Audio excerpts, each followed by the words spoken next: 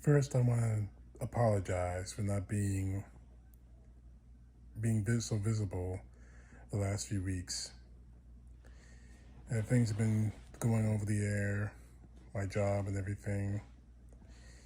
So here I am, I'm back.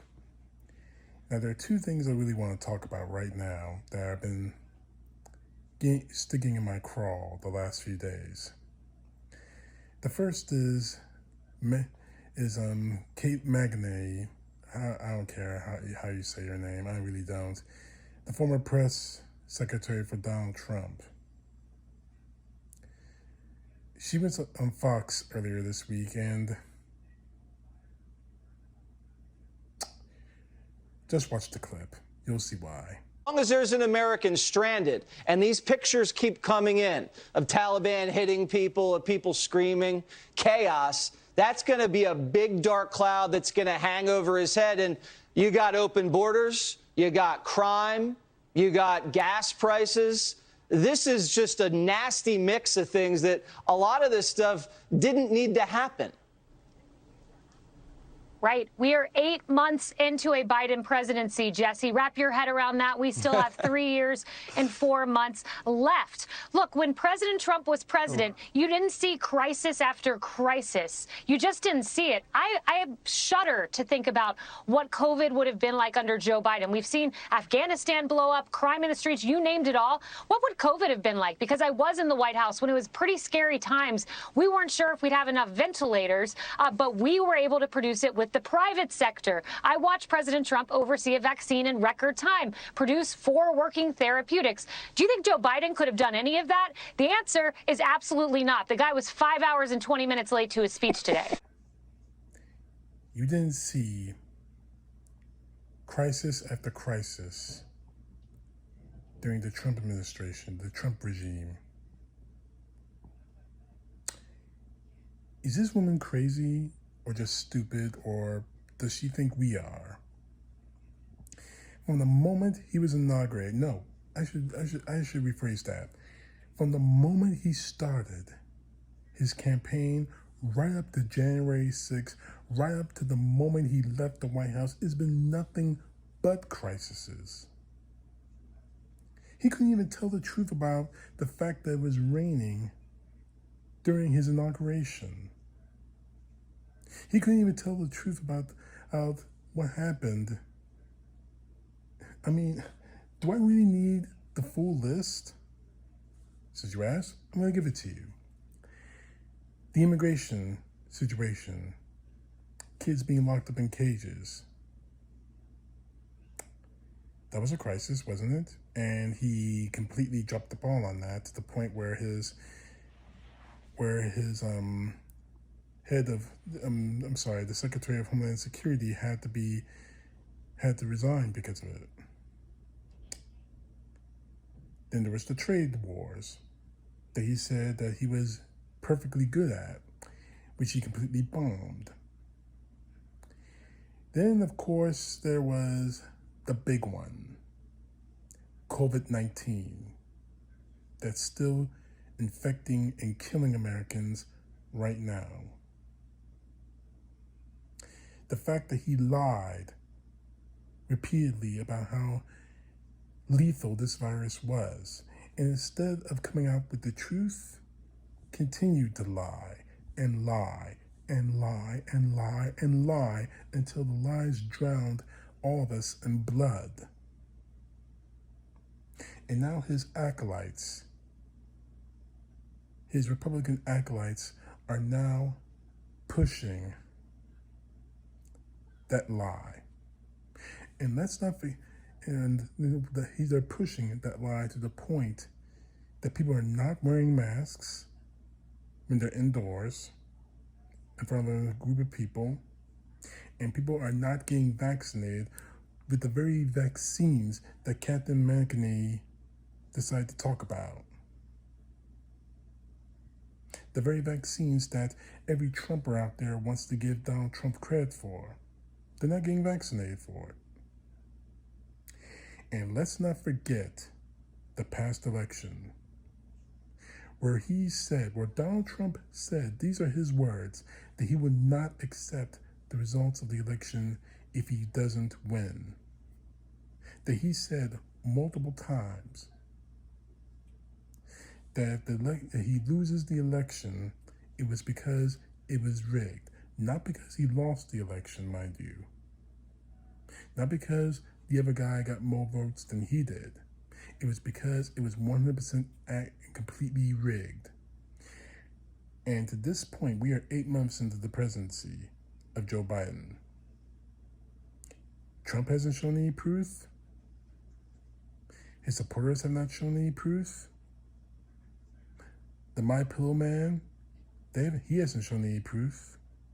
Despite that cyber symposium, whatever the crap it was. So, we've had nothing but crisis during the 4 years of hell that we had to endure under Donald Trump. It's obvious to me that this woman thinks we're stupid, or her supporters are stupid, or both. But we have the history to prove. Now, I've only given you a small smidget of evidence of crisis that Donald Trump has botched or has caused. You don't want me to give you the full list. Trust me, you don't. Which brings me to my second topic. The idiot, Todd Fisher, the man who's been messaging me on Facebook Messenger, is now blaming me for the deaths of the Marines in Afghanistan during the recent bombing. He's not blaming the terrorists, the Taliban or ISIS-K, whoever they are. He's not blaming them. He's putting the blame directly on Joe Biden, which he may deserve some measure of responsibility. And he's putting the blame squarely on my shoulders. Not because I'm a terrorist. No. I'm not with Al-Qaeda or ISIS-K or whatever. Not because I'm a bomb thrower. He's blaming me because apparently I didn't vote for Trump, so I'm to blame. Well, this blame game BS goes both ways. So you want to blame me for what's going on in Afghanistan just because I didn't vote for Trump? That I blame you for, that I blame Todd Fisher and the rest of the Trumpers for. The Unite the Right rally that got Heather Heyer killed. The border crisis in which we saw kids locked up in cages. The trade war in which Donald Trump completely bombed that nearly sent this economy down to the ducks. And the big one, COVID-19, in which he lied, undercut scientific evidence and experts, where he suggested that we could cure this virus by injecting poisonous disinfectants into our bodies, where we thought that sunlight was going to kill the virus, and for months on end did nothing about this virus. And even after the vaccines were made available to the American people, has only once or twice in the months since he left office said only one thing about people getting, I'm overreaching, said only twice for people to get vaccinated. Once before he left office, and once a couple of weeks ago, or a week ago, whenever it was, that Alabama super spreader rally, in which he was booed, in which Alex Jones called him stupid. Here are the facts. I'm not responsible for what happened in Afghanistan. Joe Biden deserves a small part of the blame, but a lot of the blame goes to 4 people. George W. Bush for starting the war in the Middle East after 9/11. That sent the entire region into disarray. Barack Obama for actually going after Osama bin Laden. And of course, Joe Biden, of course. Now you could argue that what's happened, the withdrawal was poorly managed. You can make that argument. But the 4th person that these people do not want to name, the man really responsible for setting the match to what's going on in Afghanistan, Donald John Trump. Number 4. Let's not forget the fact that he freed out of prison a Taliban leader. Let's not forget that. What really bothers me about these people, you want to put this blame on me because I exercised my right to vote? A right you Republicans that Todd Fisher wants taken away because we didn't vote for their chosen man, Donald Trump?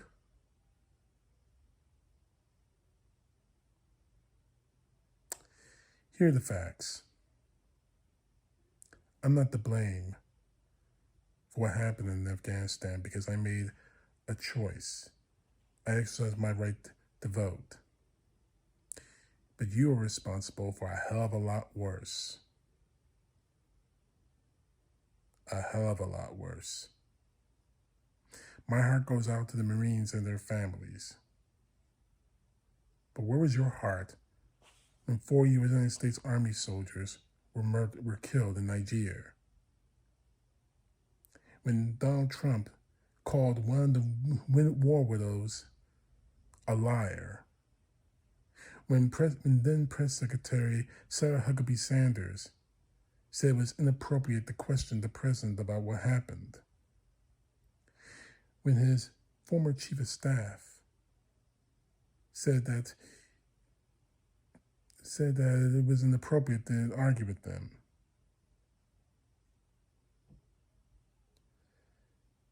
The fact is this. Don't put the blame on us because we exercised our right to get Trump out of there. And you guys put a hissy fit by trying to attack the U.S. Capitol. You're to blame. Because in the end of the day, you're the ones who got those Marines killed. Your man did, Donald Trump. And for this guy to blame me for it, I think this guy says he's a former Marine. You do your brothers a disservice. You smear the Corps by trying to look for others to blame other than the enemy. And the enemy is going to be punished. Oh yes, they are.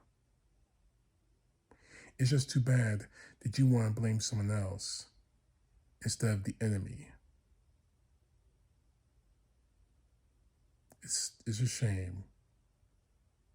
I know he's probably still wearing that MAGA red hat. It's a shame that you have to cling to a fallen idol rather than God and country, the things they taught you in boot camp, the things that we are supposed to believe in. But that's what happens when you support Donald Trump. This is who you are. CTP, know the truth. God bless. Peace to the left, justice to the right.